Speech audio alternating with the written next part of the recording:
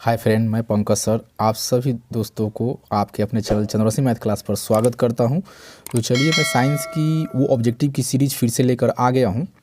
तो 10वीं कक्षा में जो अध्ययनरत है, जो उनको एग्ज़ाम अब नज़दीक आ गया है और एग्ज़ाम का थोड़ा पैटर्न में बदल दिया है। पहले था कि ऑब्जेक्टिव 50% ऑब्जेक्टिव अलग पेपर बनाता था और बाकी सब्जेक्टिव का पेपर अलग बनाता था, लेकिन अब वो है नहीं, एक ही साथ आपका ऑब्जेक्टिव भी दे रहा है और सब्जेक्टिव भी, दोनों एक ही पेपर में कंबाइंड करके दे दिया है, इस बार देगा।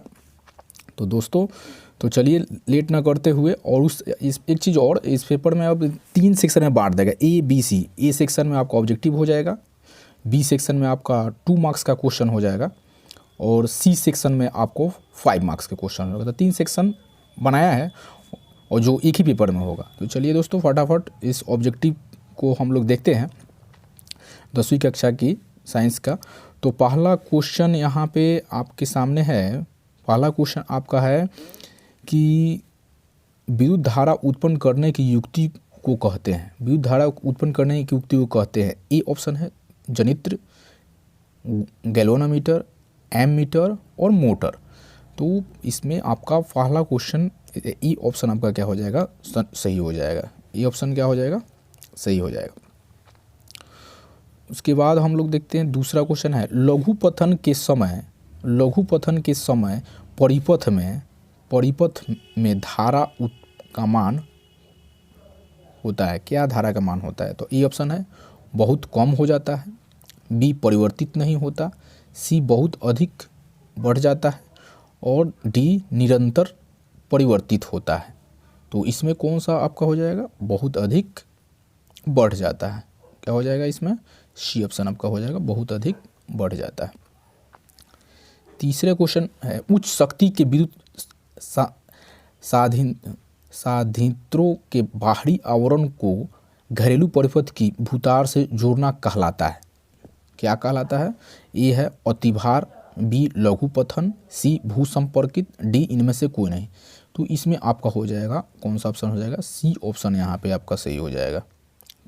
भूसंपर्कित अर्थिंग जिसको बोलते हैं। अतिभार मतलब हाई वोल्टेज, अतिभार माने क्या होता है, हाई वोल्टेज, और लघुपथन में आप लोग जानते हैं शॉर्ट सर्किट जिसको बोलते हैं। अब भूसंपर्कित मतलब अर्थिंग। तो ऑप्शन कौन सा हो जाएगा, भूसंपर्कित हो जाएगा।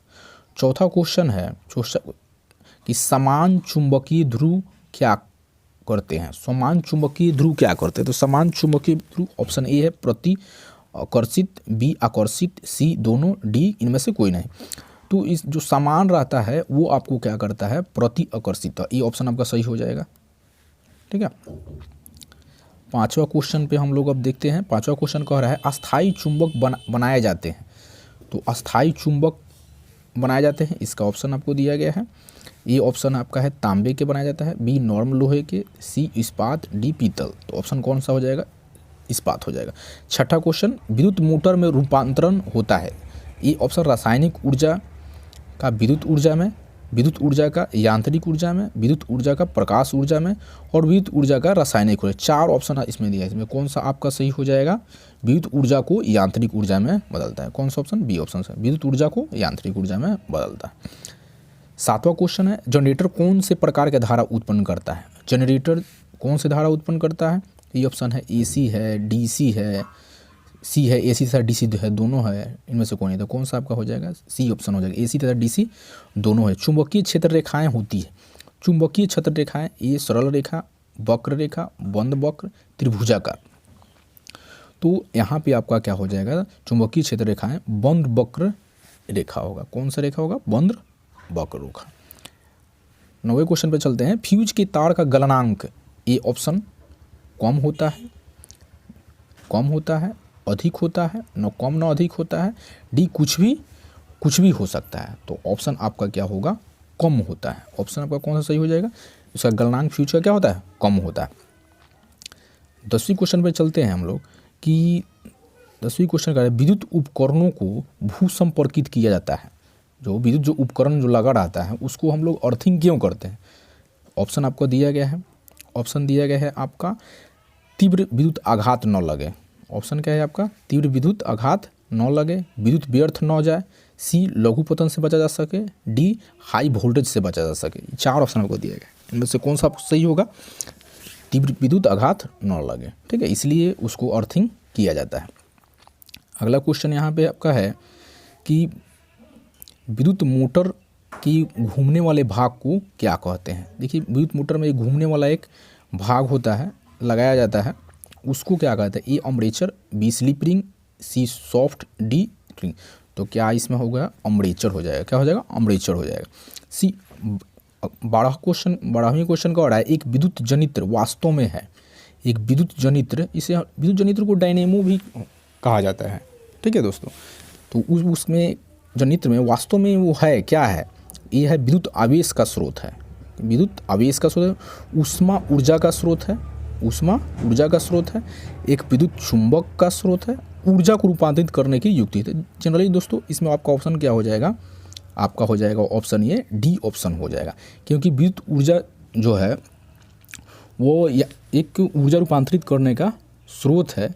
इस ये जो है यांत्रिक ऊर्जा को, यांत्रिक ऊर्जा विद्युत जो जनित्र है, जो यांत्रिक ऊर्जा को किसमें बदलता है, विद्युत ऊर्जा में बदलता है। किसमें बदलता है दोस्तों, विद्युत ऊर्जा में क्या करता है, बदल देता है, ठीक है। तो ये एक प्रकार के क्या है, ऊर्जा के रूपांतरित करने की युक्ति है, ठीक है दोस्तों। अगले क्वेश्चन पे हम लोग देखते हैं।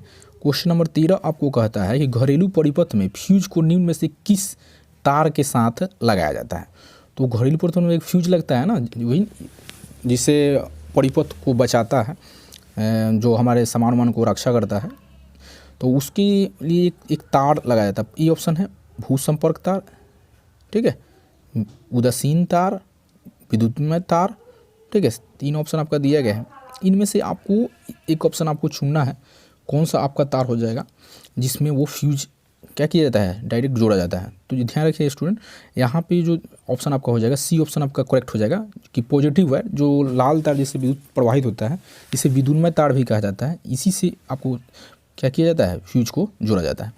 अगला क्वेश्चन को की तरफ चलते हैं। किसी विद्युत धारावाही सीधी लंबी परिनालिका के भीतर चुंबकीय क्षेत्र क्या होता है। जब भी परिनाली, अब जानते हैं यही ना परिनालिका होता है ना, उस परिनालिका के भीतर, और चुंबकीय क्षेत्र जब अंदर की बात करें तो सीधे, तो ऑप्शन ए है शून्य होता है, इसके सिरे की ओर जाने पर घटता है, इसके सिरे की ओर जाने पर बढ़ता है, सभी बिंदुओं पर समान होता है। तो इसका स्टूडेंट आसान से हो जाएगा, शून्य हो जाएगा, इसका क्या हो जाएगा आपका, शून्य हो जाएगा। अगली क्वेश्चन की तरफ हम लोग चलते हैं।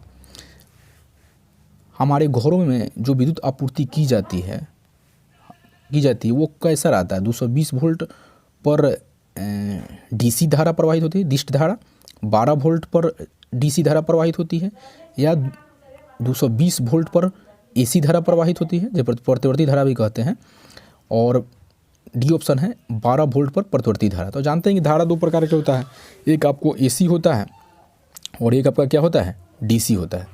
तो एसी को हम लोग बोलते हैं प्रतिवर्ती धारा और डीसी को बोलते हैं हम लोग दिष्ट धारा। तो इन चारों में से ऑप्शन आपका कौन सा हो जाएगा, कौन सा आपका ऑप्शन हो जाएगा यहाँ पे आपका हो जाएगा प्रतिवर्ती धारा। 220 वोल्ट क्या हो जाएगा, प्रतिवर्ती, यही हम लोग घरेलू में इस्तेमाल करते हैं, ठीक है। अगला क्वेश्चन पे चलते हैं। विद्युत फ्यूज आधारित है, विद्युत फ्यूज जो होता है वो किस पे आधारित होता है, ठीक है। विद्युत फ्यूज जो है वो आधारित किस पे होता है। ऑप्शन ए है धारा के ऊष्मीय प्रभाव पर, चुंबकीय प्रभाव पर, सी रासायनिक प्रभाव पर, डी विद्युत चुंबकीय प्रभाव। 4 ऑप्शन आपको दिया गया है, इनमें से वो कौन सा सही होगा। तो इसमें स्टूडेंट आपका हो जाएगा ऊष्मीय प्रभाव।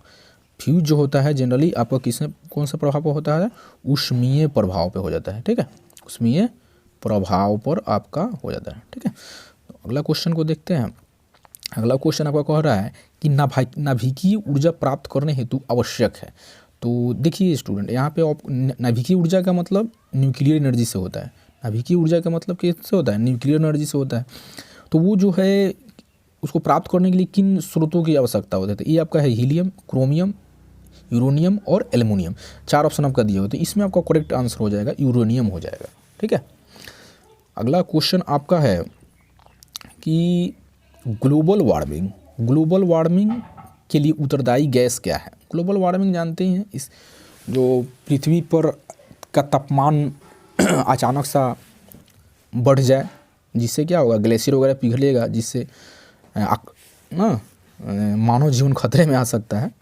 तो उसी से संबंधित है, उसका कारण क्या है। कारण आपको ऑप्शन ए दिया है ऑप्शन O2, पहला आपका है O2 ऑक्सीजन, बी दिया है NH3, बी क्या दिया है NH3 दिया है।